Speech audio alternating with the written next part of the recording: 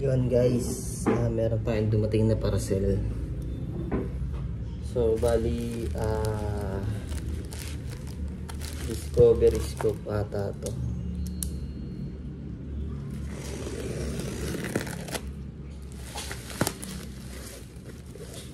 Nasugatan ko yung box. Buksan natin. So first impression sa pagkabalot niya, okay naman. Madaming bubble wrap.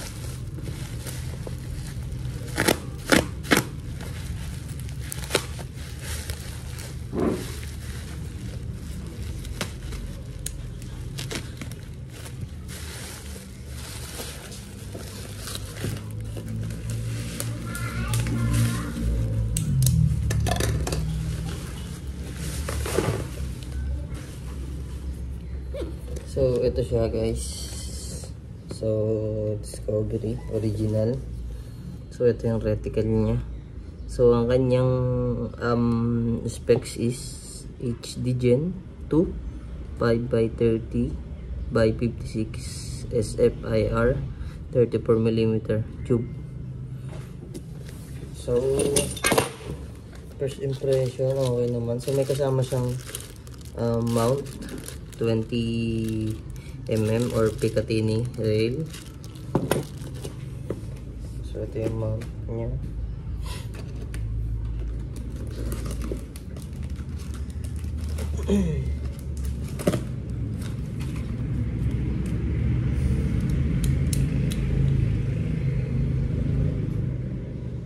So di ko alam, may resibo siya pero yan natin. So ordinary lang yung mount na kasama niya. Check natin yung mount.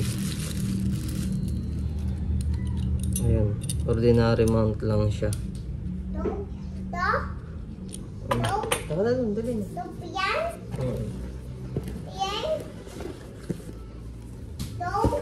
Okay, pag-open natin ang box is meron siyang quality control. So dito makikita nyo yung mga tinest sa kanya. So mukhang okay naman, pass lahat siya. Okay, so ito nga palang version na to guys is Emerald version. So yan, meron ito din. Hindi ko alam kung ano to. Test na assembly procedure. And then meron siyang ito yung card, kung anong ano niya specification. So HD Gen 2 5x30 times 56 SFIR Z. So first focal plane, MRAD siya, 0.1 MRAD. So ang total adjustment ng ang elevation is 33 MRAD. And then yung windage is 17 MRAD. So ayun, shockproof, waterproof, fog-proof, nitrogen filled, illuminated, and then zero stop siya guys. Sa pagkakalam ko zero stop na siya. Pero may kasama siyang Allen wrench, and then yung Discovery na manual, cleaning cloth, and then meron siyang sunshade, and yung mismong scope niya.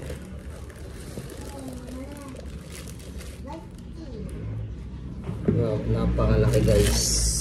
Ito mismong scope niya.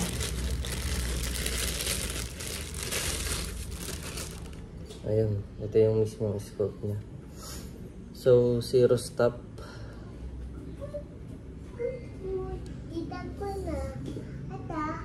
No, huwag mong galawin yan po. Ang laki niya guys. So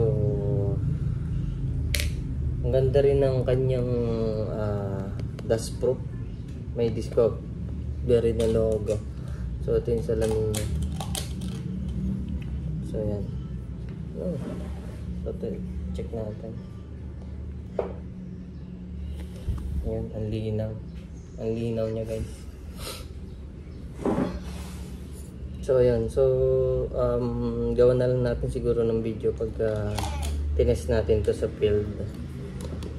Ayan, tapos meron din siyang ganito guys, yung pag mag-adjust kayo ng zoom, mas madali siya kasi may ganito siya. So ayan lang na, balik muna natin. So thank you Discovery.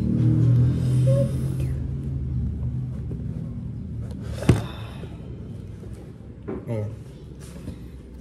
So yun nga pala, kung may mga naghahanap mga boss ng slug, meron pa rin tayong mga available na slugs. So pakita ko na rin yung new design ng slugs natin. So bali ito siya, yung new design niya. Medyo patilos na siya. Tapos yung puwitan niya is flat.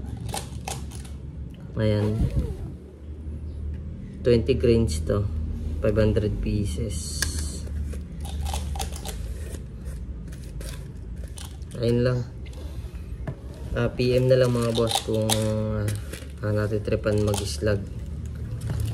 So available natin is 217 and 218.